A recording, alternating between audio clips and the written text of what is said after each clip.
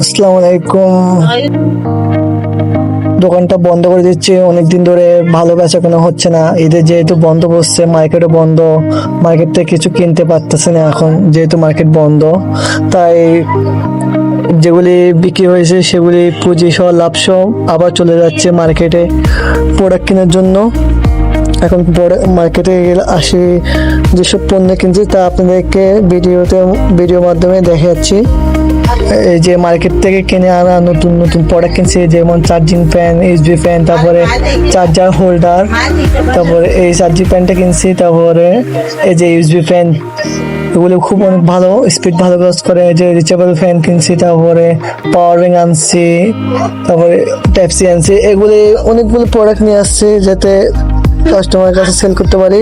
যাক আলহামদুলিল্লাহ, আজকে শুক্রবার, আজকে সেল করছি, মোটামুটি ভালো সেল করছি নতুন প্রোডাক্টগুলা। আপনারা দোয়া করবেন, কোথা থেকে ভিডিও দেখছেন কমেন্ট করে জানাবেন।